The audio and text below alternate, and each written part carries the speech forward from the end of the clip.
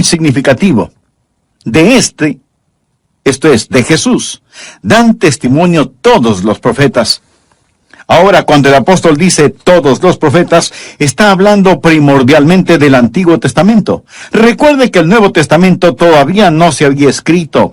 Y Simón Pedro le está diciendo a este gentil, a este oficial romano, que de Jesús todos los profetas del Antiguo Testamento daban testimonio. ¿Quisiera usted tener la capacidad de entender el Antiguo Testamento? ¿Le gustaría penetrar en algunos de los cuartos misteriosos del Antiguo Testamento? Bueno, hay una llave maestra que abre los misterios del Antiguo Testamento. Esa llave maestra es el Señor Jesucristo. Y si usted encuentra esta aproximación cristocéntrica, el Antiguo Testamento estallará como fuego en sus manos. De hecho, si usted lee el Antiguo Testamento y no encuentra a Jesús, usted necesitará volver a leerlo porque no ha entendido el mensaje. Porque el Antiguo Testamento es el libro acerca del Señor Jesucristo. Lo que vamos a hacer ahora es encontrar algunos de los retratos del Señor Jesucristo en el Antiguo Testamento y luego vamos a encontrar algunas profecías acerca de Jesús en el Antiguo Testamento. Aquí está lo que Jesús les dijo a aquellos que lo desafiaban en cuanto a su autenticidad y su mesianismo. Jesús les miró directo a los ojos y les dijo: escudriñad las Escrituras, porque a vosotros os parece que en ellas tenéis la vida eterna, y ellas son las que dan testimonio de mí. Recuerde que cuando Jesús dijo eso, no existía el Nuevo Testamento en la forma en que lo conocemos hoy. Estaba siendo formado, pero aún no había sido escrito. Cuando Jesús dijo, escudriñad las Escrituras, porque a vosotros os parece que en ellas tenéis la vida eterna, Él estaba hablando acerca del Antiguo Testamento. Ahora, escúcheme bien, por favor. Sin Jesús, el Antiguo Testamento es un libro, primero, de ceremonias inexplicables que no tienen ningún sentido. Segundo, es un libro de profecías no cumplidas. Y tercero, es un libro de estándares inalcanzables. Si usted trata de vivir de acuerdo al Antiguo Testamento sin el Señor Jesucristo, mi amigo, eso le será imposible. El Antiguo Testamento fue completado más o menos unos 400 años antes de que Jesucristo naciera. Y los judíos de ese tiempo habían dividido el Antiguo Testamento en 3 categorías: la ley, los profetas y las Escrituras. ¿Lo comprendió? La ley, los profetas y las Escrituras. Esas eran las 3 categorías en que estaba dividido el Antiguo Testamento. Vayamos ahora al Evangelio de Lucas, capítulo 24. Jesús, después de su resurrección, está en el camino hacia Emaús. Por ese mismo camino iban 2 discípulos tristes que no entendían todo lo que había pasado. Jesús camina junto a ellos y ellos no lo reconocen resucitado. O a lo mejor Jesús no se les reveló de inmediato porque quería enseñarles una lección. Ahora sí leamos Lucas 24:44.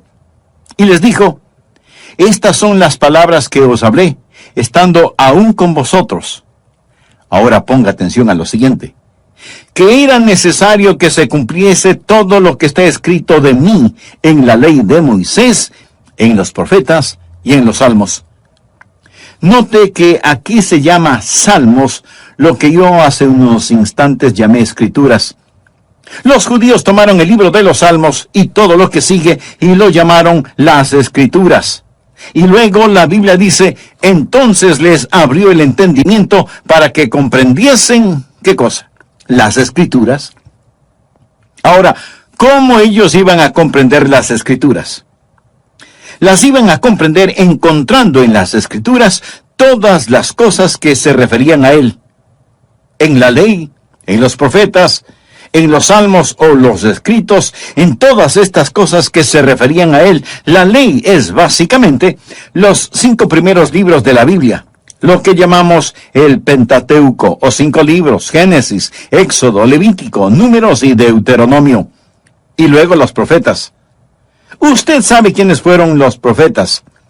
terminando con los salmos o los escritos. Los judíos vivieron bajo una teocracia y una monarquía. La teocracia es el gobierno de Dios. Teos significa Dios. Dios gobernaba y ellos no tenían un rey hasta cuando pidieron que querían tener un rey. Dios les dio a Saúl y luego una sucesión de reyes. Así que los judíos vivieron bajo una teocracia y una monarquía. En la teocracia y en la monarquía hay tres tipos de personas que eran ungidas o cristianizadas. Cristo significa el ungido. Se ungía a los profetas. Si un hombre iba a ser profeta en Israel, era ungido. Se ungía a los sacerdotes. Si un hombre iba a servir como sacerdote, tenía que ser ungido. Se ungía a los reyes. Si un hombre iba a ser rey sobre Israel, debía ser ungido. ¿Quiénes eran los ungidos? Los profetas, los sacerdotes y los reyes. Ahora usted va a descubrir que el Señor Jesucristo estaba tipificado en todos los profetas, los sacerdotes y los reyes, porque ¿quién es el Señor Jesucristo? Él es profeta, Él es sacerdote y Él es rey. Toda la historia del Antiguo Testamento es acerca del Señor Jesucristo. El Mesías está representado como profeta, sacerdote y rey. Por eso, cuando llegamos al Nuevo Testamento, encontramos el cumplimiento de lo profetizado. Por ejemplo, en los evangelios de Mateo, Marcos, Lucas y Juan, vemos a Jesús como el profeta predicando acerca del reino de Dios. En los Hechos y en las epístolas, vemos a Jesús como el sacerdote ascendido, intercediendo por la gente de Dios. Y en el libro de Apocalipsis vemos a Jesús como el rey que retorna, que regresa para gobernar y reinar. Usted puede ver que todos los retratos de Jesús en el Antiguo Testamento como profeta, sacerdote y rey hallan cabal cumplimiento en el Nuevo Testamento, donde vemos a Jesús como profeta, sacerdote y rey. En cualquier lugar del Antiguo Testamento usted podrá encontrar retratos de Jesús. Voy a mencionar algunos de estos, y algunos serán un enigma para usted. No puede entenderlos. Pero vamos a pensar en ellos por unos momentos. Va a encontrar a Jesús como el segundo Adán, porque el primer Adán profetizó de él. Jesús es un profeta como Moisés, porque Moisés es una simbología de él. Jesús es un sacerdote como Aarón y Melquisedec, porque ellos fueron prefiguras de él. Jesús es un campeón como Josué, cuyo nombre literalmente significa Jesús. Y él es la contraparte de Jesús en el Antiguo Testamento. Jesús es el cumplimiento de la ofrenda de Isaac en el monte Moria, en donde Jesús literalmente murió. Jesús es rey como David. Jesús es un sabio consejero como Salomón. Jesús es un amado, rechazado y exaltado hijo, proveedor de alimento para todo el mundo, como José. Jesús es retratado en el arca del pacto. Jesús es el sacrificio sobre el altar de bronce en el tabernáculo, en el templo. Jesús es el trono de la misericordia en el santuario, donde habitaba la gloria de Dios. Jesús es el agua que brotó de la roca. Jesús es el maná que cayó del cielo. Jesús es la serpiente de bronce levantada en el desierto. Jesús es el cordero pascual. Jesús es el macho cabrío que lleva en sí los pecados de la gente. Jesús es el león de Judá y el buen pastor. Jesús es la raíz que brota de tierra seca, nacido de una virgen. Jesús es la vid verdadera. Jesús es aquel que, aún desfigurado y sin atractivo, es digno de ser amado. En la totalidad del Antiguo Testamento, ¿quién es Él? Su nombre es Jesús. Lo repito, mi amigo, el Antiguo Testamento sin el Señor Jesucristo sería como un camino que no conduce a ninguna parte. Y sin embargo, cuando usted mira la Biblia, descubrirá y verá a Jesucristo por todas partes, como profeta, como sacerdote y como rey. Un artista tomó la Constitución de los Estados Unidos y pintó cada una de sus letras muy cuidadosamente, sombreando cada letra con diferentes tonalidades. De cerca, usted puede leer la Constitución, pero si retrocede un poco, descubrirá que las letras sombreadas por el artista revelan el retrato de George Washington. Algo semejante encontramos en el Antiguo Testamento. De cerca vemos leyes y ceremonias, prácticas y tipologías, pero al retroceder un poco descubrimos a Jesús, el Hijo de Dios. Usted ve a Jesús en el Antiguo Testamento, ve retratos de Jesús en el Antiguo Testamento. En segundo lugar, usted verá profecías del Señor Jesucristo en el Antiguo Testamento. Aquellos que escribieron el Antiguo Testamento fueron llamados profetas. Y las profecías cumplidas son las grandes pruebas de la deidad de Jesucristo. Dios comenzó a preparar al mundo para la venida de Jesús con más de 300 profecías referentes a Él. 300 profecías en el Antiguo Testamento. Por lo tanto, no puede haber ningún error en que Jesús es el Mesías. La ley de probabilidades matemáticas hace totalmente imposible que Jesús no sea el Mesías o que cualquier otro pueda reclamar ser el Mesías de acuerdo a la ley de probabilidades. Ahora, esta ley de probabilidades no es una ley abstracta. Aquellos de ustedes que tienen pólizas de seguridad o seguro de vida, ese seguro de vida está basado en la ley de probabilidades. La gente en el negocio de los seguros se basa en la ley de probabilidades matemáticas. Por ejemplo, ellos asegurarán a un hombre saludable de 30 años por una módica suma de, digamos, $50 mensuales, y asegurarán su vida por $1,000,000. Eso quiere decir que si él muere, la aseguradora pagará a quien le sobreviva $1,000,000, aunque él haya estado pagando solo $50 al mes. ¿Es porque a la aseguradora le gusta regalar el dinero? No, de ninguna manera. Ellos saben con exactitud cuál es la ley de probabilidades de que este hombre muera durante sus años 30. Y saben que en este negocio van a hacer dinero. Arriesgan billones de dólares en lo que llamamos probabilidad matemática.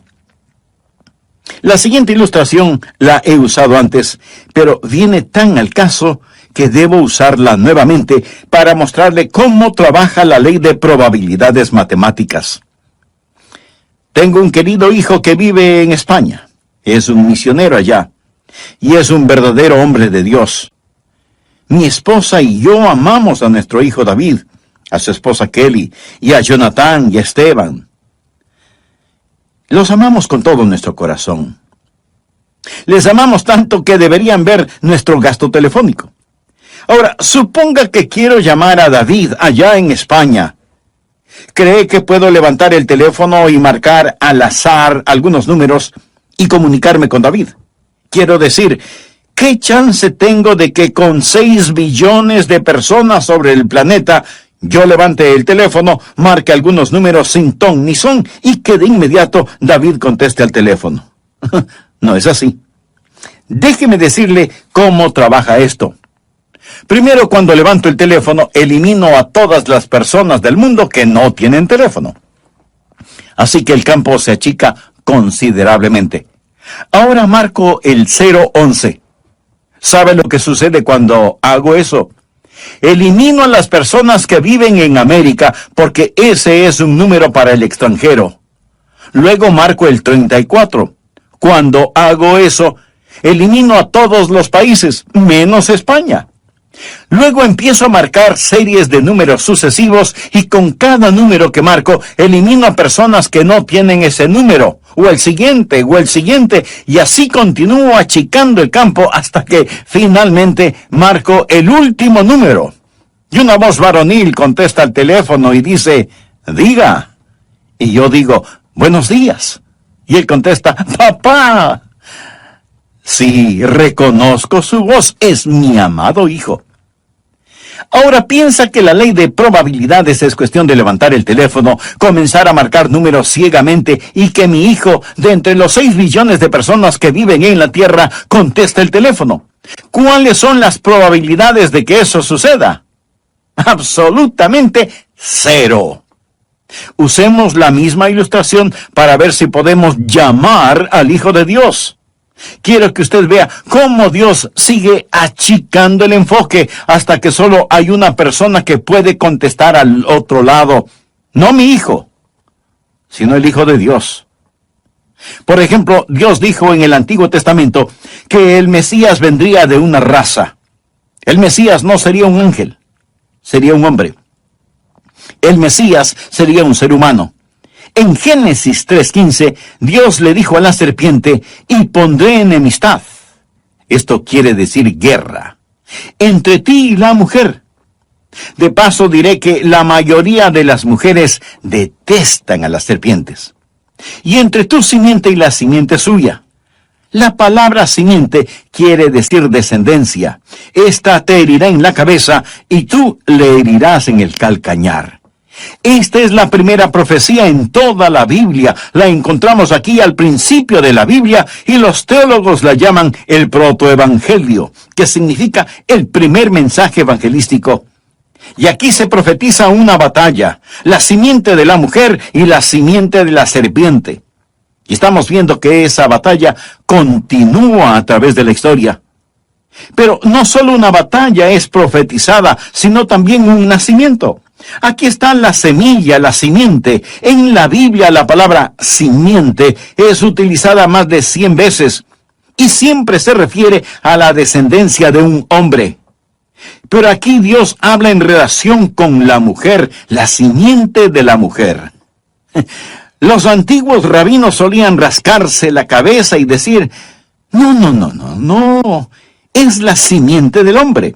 Sin embargo, aquí en Génesis 3:15 se le llama la simiente de la mujer, una profecía del nacimiento virginal. No solo una batalla, no solo un nacimiento, sino también una herida es profetizada. La simiente de la serpiente heriría al Mesías en su talón, pero el Mesías le destrozaría la cabeza. ¿No es esto extraordinario? Quiero decir, aquí al principio mismo de la Biblia encontramos que el Mesías iba a ser un ser humano de la simiente de la mujer.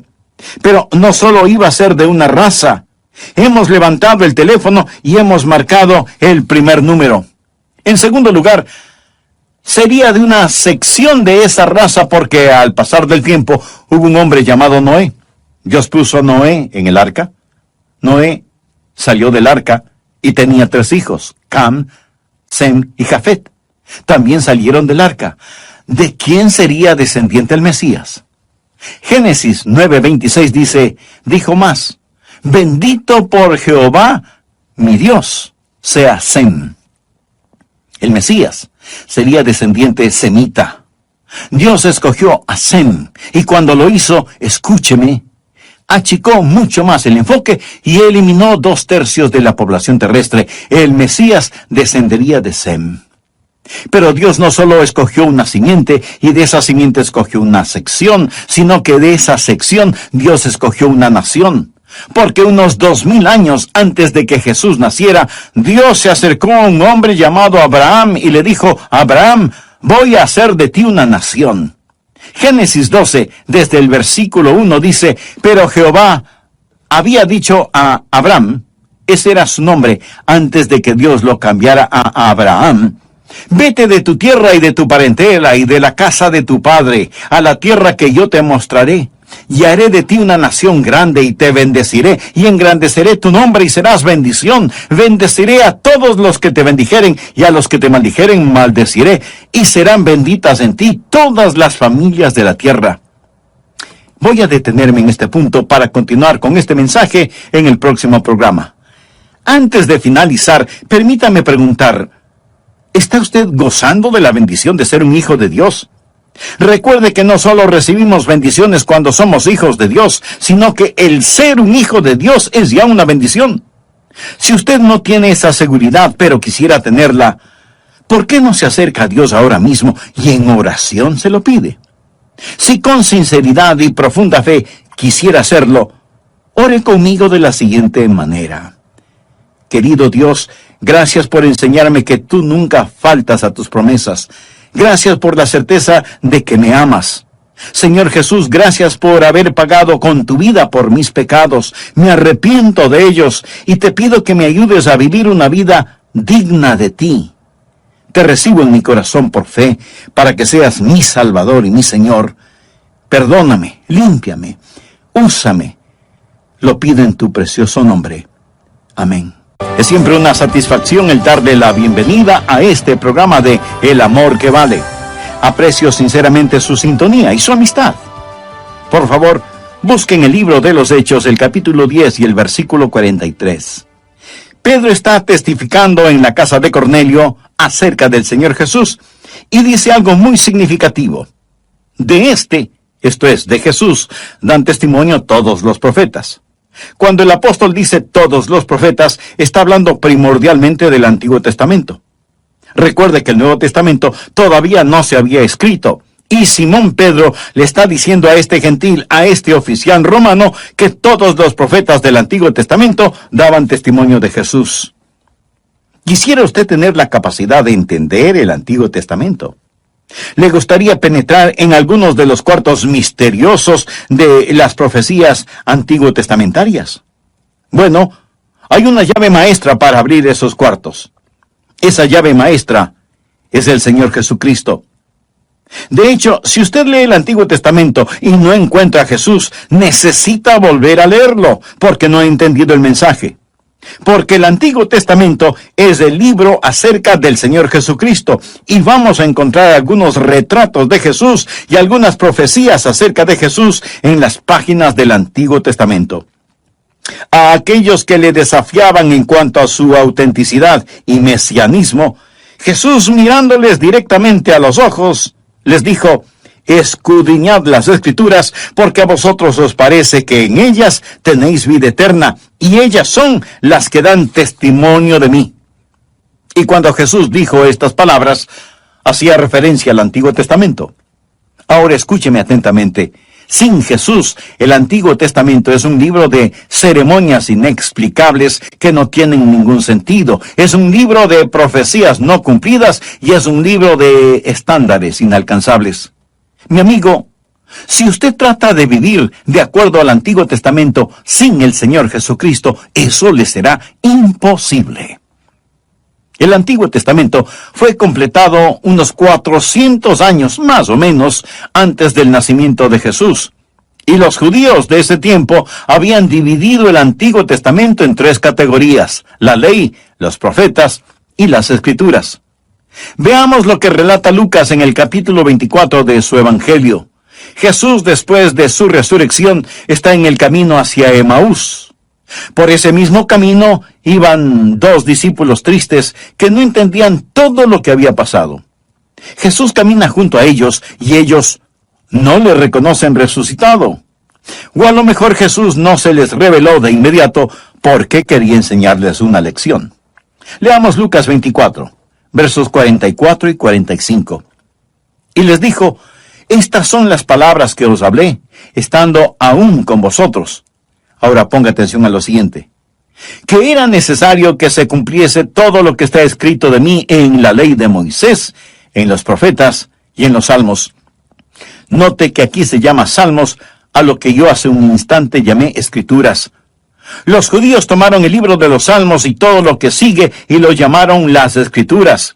Y luego el Evangelio de Lucas dice: entonces les abrió el entendimiento para que comprendiesen las escrituras. Toda la historia del Antiguo Testamento es acerca del Señor Jesucristo.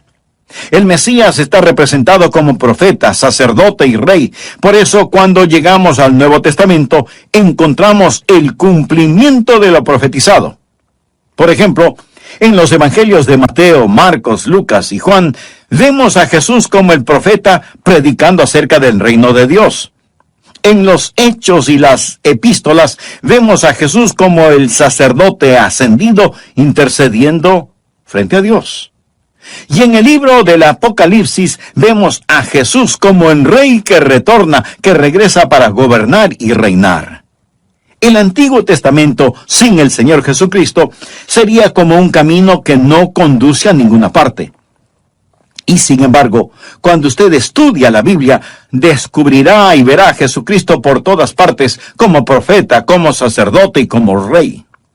En el Antiguo Testamento, Dios dijo que el Mesías vendría de una raza, que sería de una sección de esa raza, y que esa sección saldría de una nación. Así, unos 2000 años antes de que Jesús naciera, Dios se acercó a un hombre llamado Abraham y le dijo: Abraham, voy a hacer una nación grande de ti. Génesis 12, desde el versículo 1 dice: pero Jehová había dicho a Abraham, ese era su nombre antes de que Dios lo cambiara a Abraham: vete de tu tierra y de tu parentela, y de la casa de tu padre, a la tierra que yo te mostraré, y haré de ti una nación grande, y te bendeciré, y engrandeceré tu nombre, y serás bendición. Bendeciré a todos los que te bendijeren, y a los que te maldijeren maldeciré, y serán benditas en ti todas las familias de la tierra. ¿Se acuerda de la ilustración de la llamada telefónica a mi hijo David, que es misionero en España? No es cuestión de levantar el auricular y marcar números sin ton ni son. No hay ni jamás habrá un teléfono así de milagroso. Para hablar con él por teléfono tengo que hacer cosas específicas. Y seguimos marcando números. Primero una raza, segundo una sección de esa raza, tercero una nación de esa sección de esa raza. Pero Abraham tuvo 2 hijos, Isaac e Ismael. ¿Cuál de los dos continúa la línea? Bien, en Génesis 17:19 leemos: respondió Dios: ciertamente Sara tu mujer te dará a luz un hijo, y llamará su nombre Jacob y Esaú. ¿Cuál de estos dos iba a escoger Dios? Bien, Dios escogió a Isaac, y ahora escoge a un hijo de Isaac, no Esaú ni Jacob. Y cuando Dios hizo eso, eliminó al 50% de aquellos a ser elegidos. Dios escogió a Jacob. En el libro de Números 24:17 leemos: lo veré, mas no ahora; lo miraré, mas no de cerca. Saldrá estrella de Jacob, y se levantará cetro de Israel. Y aquí está Jacob, quien tiene 12 hijos. Pero Dios escoge uno de los 12, y ese es Judá. Escuche lo que dice Génesis 49:10.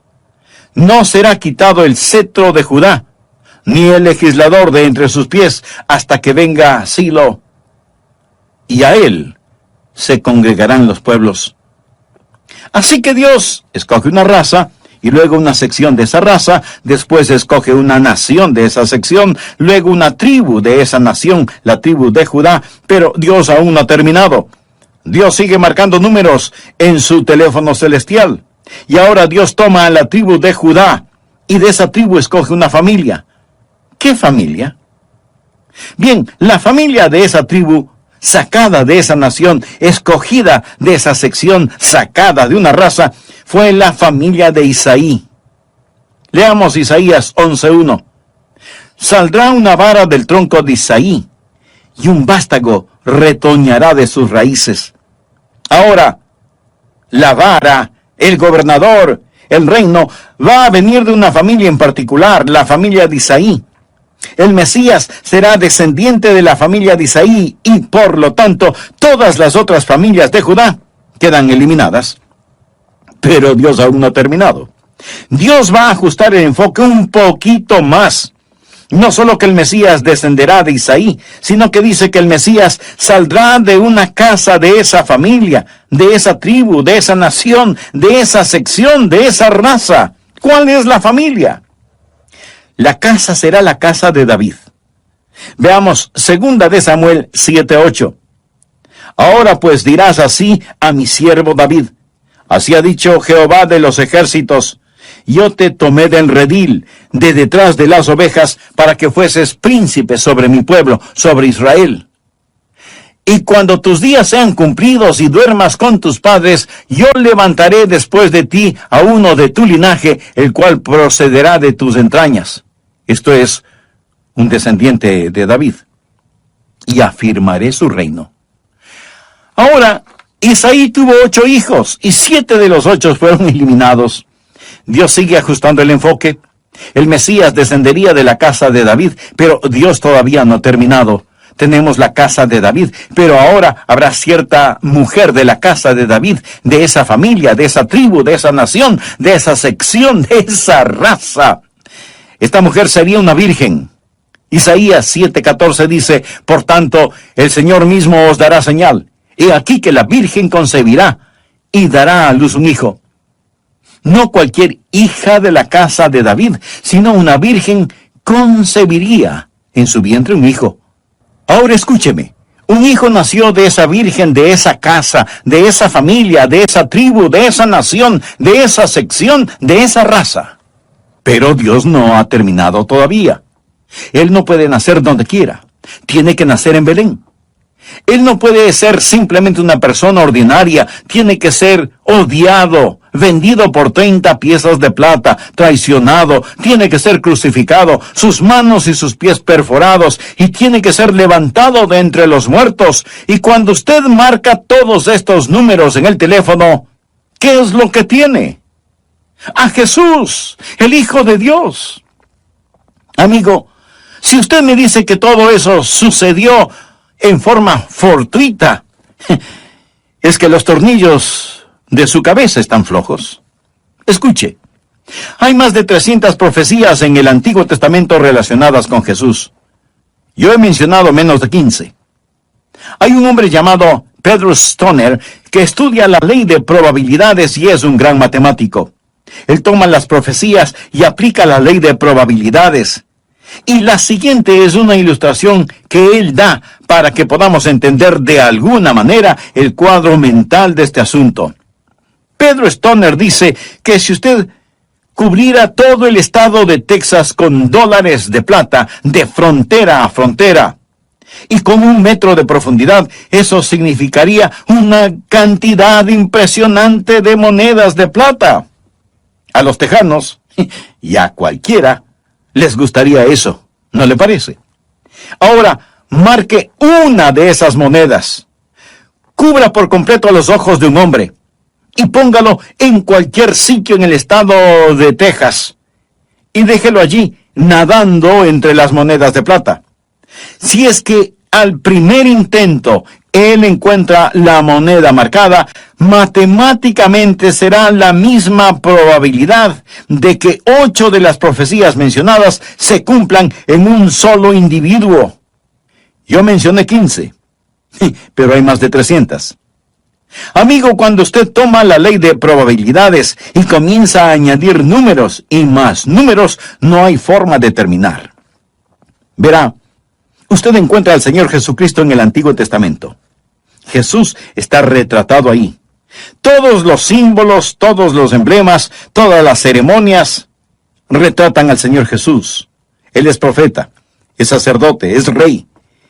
Y luego usted mira las profecías cumplidas y dice, ¿cómo puede suceder esto? Aparte de la inspiración divina. Antes de finalizar, quiero decirle 2 cosas.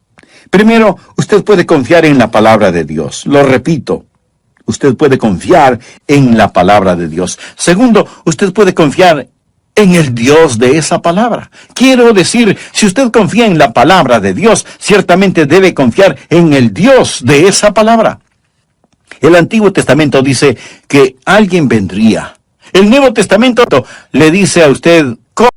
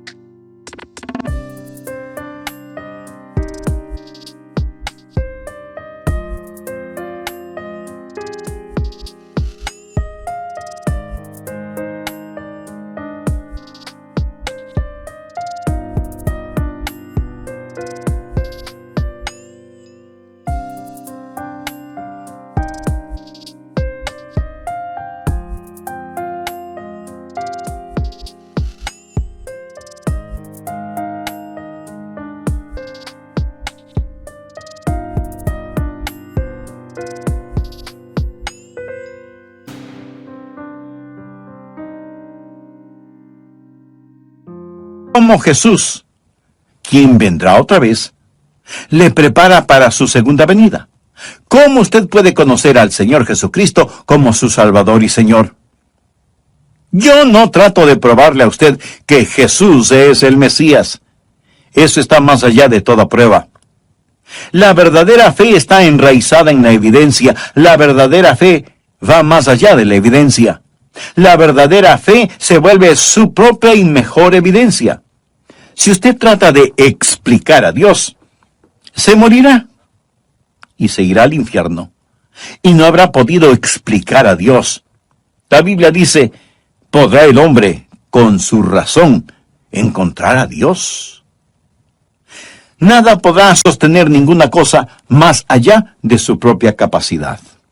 En otras palabras, usted no puede poner 2 galones de líquido en un recipiente de 1 galón. ¿Y cree usted que puede meter a Dios en su mente? No. Su mente no tiene la capacidad para contener a Dios.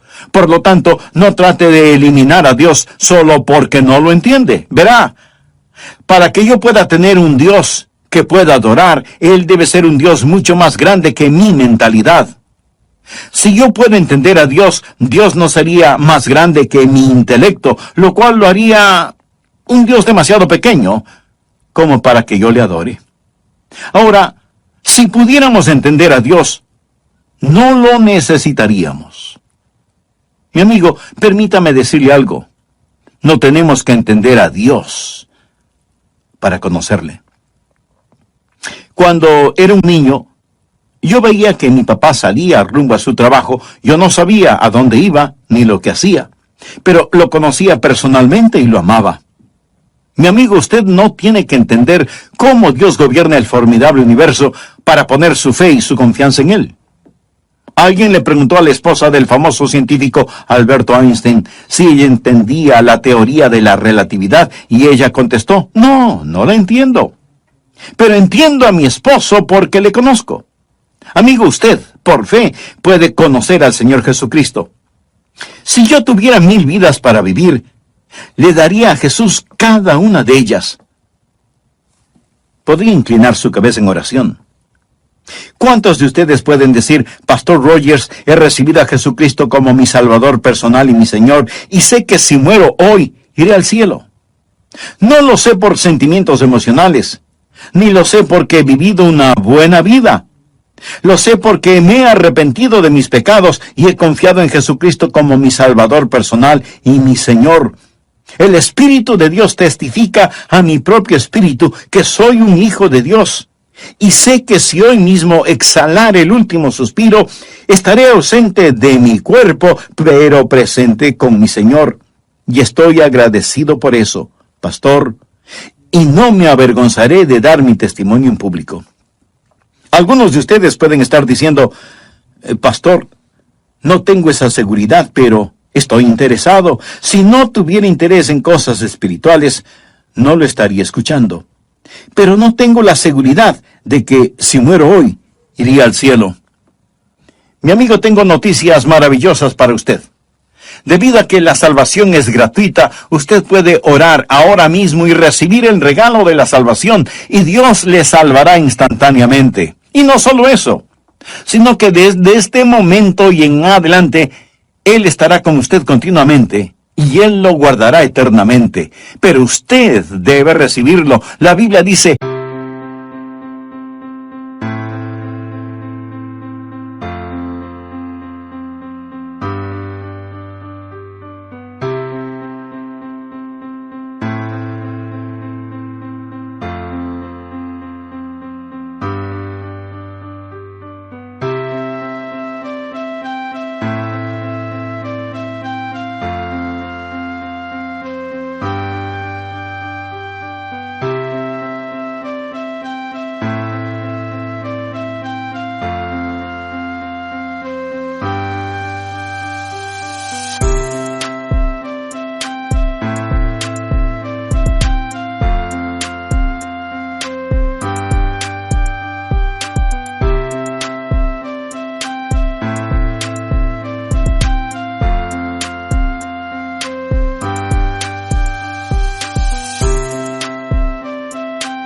cree en el Señor Jesucristo y serás salvo. Esa palabra creer no significa solo creer intelectualmente. El diablo cree de esa manera. Esa es una palabra bíblica que significa confianza. Usted puede creer que un avión puede volar, pero usted no confía sino hasta cuando vuele en ese avión. Confíe en el Señor Jesucristo.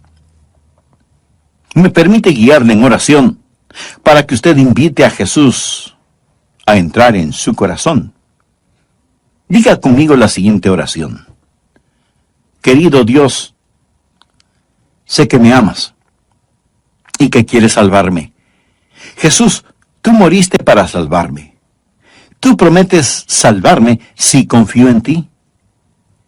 Confío en ti, Jesús, ahora mismo. Te recibo en mi vida. Te entrego mi vida por fe. Perdona mis pecados. Límpiame. Comienza a hacerme la clase de persona que tú quieres que sea. Creo que con tu sangre pagaste la deuda de mi pecado. Gracias, Jesús. Y porque tú moriste por mí, yo viviré para ti. Ayúdame, Señor Jesús, a nunca avergonzarme de ti. Dame el valor para confesarte públicamente. En tu nombre oro. Amén. Si usted sinceramente oró e hizo una decisión por Cristo, le invito a que nos escriba y nos deje saber al respecto para orar que Dios le bendiga y le ayude en su nuevo caminar como creyente en el Señor Jesucristo.